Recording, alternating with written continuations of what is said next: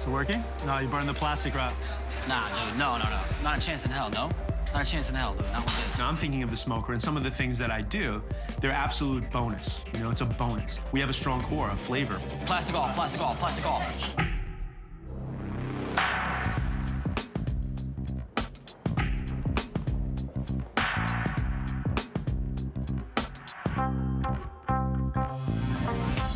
Well, I'd like to propose a toast to Richard Roper, to Aisha Tyler, to Chicago. Thank you for welcoming Top Chef. So cheers. Thank you, lovely. Can you hold it and let's just see, can we get some smoke shooting off of here? So we find a newfangled technique, which is basically lighting a piece of wood on fire and holding the salmon above it while it smokes. Andrew and I and Rich is holding this piece of wood, and we're going back and forth. We're wiping the plates, kind of replating everything. Take those out. And then, you know, 0 hits, and we're done. Hi, everyone. Hello. How are you? So the movie we chose is very personal to me, and it's Willy Wonka. It's all about pure imagination. So what we have here is a salmon that's been barely smoked and seared with some faux caviar. Of course, it's served with some white chocolate and wasabi. And kind of a play on the fizzy lifting drink, a pear and a celery soda. Now, we have been working on trying to get the guests to float. And if you do float, I think burping is the way to get down from the ceiling. Thank you. Enjoy. Enjoy, gentlemen. Thank you so much. Thank you. It gives a little bit of fattiness to the wasabi. It's nice. The spices. It's surprisingly good. Yeah. All the combinations are so creative and maybe not predictably made to go together, but very well executed. Huh?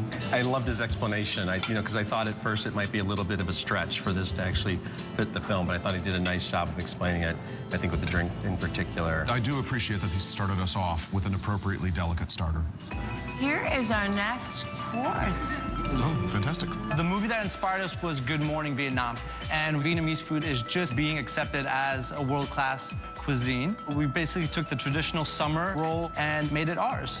So inside you have black vermicelli, some green apple, bean sprouts, mint, cilantro, a little bit of wild Chilean sea bass that's been marinated in chili. To the right of that, you have Swiss chard. Enjoy. Enjoy. I'm feeling confident, but I have been on the chopping block now twice in a row. You know, it's usually the leader takes the fall. Well, my first impression is I would have not used fish inside. With the budget they had, they could have bought lobster or they could have bought crab. I mean, nothing else is expensive here. I'm used to spring roll wrappings being very kind of light and easy to bite through. I felt like I was really kind of working on that noodle. The other thing is this little bit on the side over here. I have no idea what to do with it, what it's there for. There's not that much connection to the movie. It sounded to me like they wanted to do Vietnamese food, so they chose the movie, yeah. I think that's exactly what happened.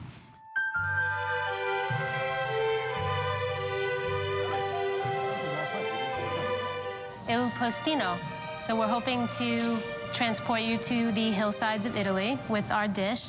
Fresh tortellini with cavolo nero, which is an Italian black cabbage, with a fresh ricotta, a little pecorino cheese, a kabocha squash with some grains of paradise, which is a peppercorn from Africa that's extremely floral. Hopefully you'll enjoy that gavi that we've poured to go along with the dish. Enjoy. I mean, it's good. It's not great, it's good. They didn't care much about the beautiful, pretty shape of it. Well, I love the rusticity of the shape of the tortellini. I prefer handmade pasta that doesn't look like it was stamped out of a machine. I keep hearing rustic, and I think that kind of fits in with the theme, and I think it's better than all the experts that you've been saying so far. I mean, I thought it was wonderful. I thought it was better than just good. And yeah, we're picking it apart because we're being as nitpicky as can be. It was that the dish is kind of one note. I eat Mediterranean food every day, and this is like the closest thing where I picture the village and the sheep running around. I think it's great. I liked it. Nice. Here, let's go. So time's counting down. I'm a little nervous that the spring roll was dry.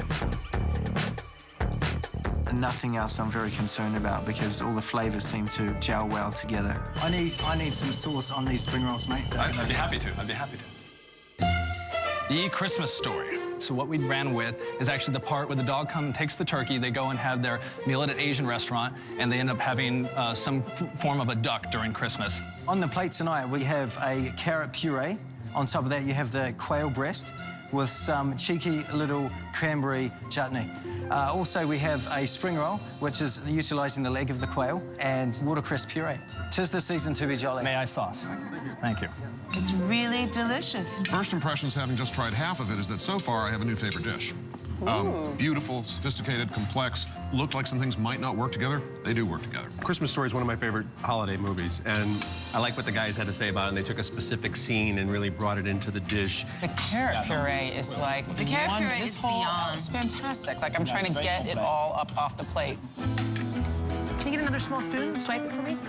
Plating's going really well. Blaze comes over and just helps with a little swoosh of the cauliflower puree, and I'm slicing lamb. You know, I'm just really concerned with making sure that we get 12 pieces on the plate and go. So our film was Talk to Her. It's a Spanish film. The women in the movie are very passionate women, so we felt that this movie well represented two strong females with a passion for what they do. Our inspiration was vibrant colors, reds and greens, and that vibrant color and feel from Spain. It's a roasted rack of lamb with a saffron cauliflower puree, romesco, and a parsley, orange, sage, rosemary remoulade. Enjoy, everyone. Thank you so much. She was talking about the fiery, and I don't really see the translation of it. I agree with Danielle. The colors aren't as vibrant as they made them out to be. My big problem is a lamb. I would prefer to have a single chop. I like something that you can actually chew and something that has a bite to it, and this is too thin. When you eat a great plate of food, you feel transported. This was fine, and it tasted good. I didn't feel anything transcendent about it. Right, it didn't bring you to Spain. No, not at all. Not even a little bit. I think our dish is a little bit different than classic French cooking, but I'd like to show Danielle that we know how to balance a dish, season it properly, cook it properly, and hopefully he'll enjoy it. The movie we chose is Top Secret. It's one of those comedic movies. It's like a Naked Gun style movie. The cow scene is the most hilarious thing I've ever seen, and every time I think of a cow, I think of that movie. So we have New York strip that we've sauteed for you. It's served over, we have a little wonton that's filled with braised short rib and a little bit of caramelized apple and some nice Asian flavors. The sauce that you see drizzled on the plate is a reduction of the braising liquid as well as some fresh apple juice. And then we are going to drizzle on top for you a Vietnamese savory caramel. Is this the same sauce that's here? The one that's on the plate is nice and tart, and this is going to be a little sweet and savory together. Danielle, first impressions? Very Asian, very well seasoned. I like the spiciness of it. I like this dish. I like it a lot. Don't you feel also like this is an original dish? Like, it feels original. It feels like it goes above and beyond just an iteration of a classic thing. I couldn't make any of these things at home, and so they all passed that bar for me. Now, does it say Val Kilmer in a cow suit? I don't know. Thank you, Richard, for inviting us, and thank you, Aisha. It was lovely to meet both of you. And now we have a lot of stuff to discuss. Thank you very much. Thanks so much.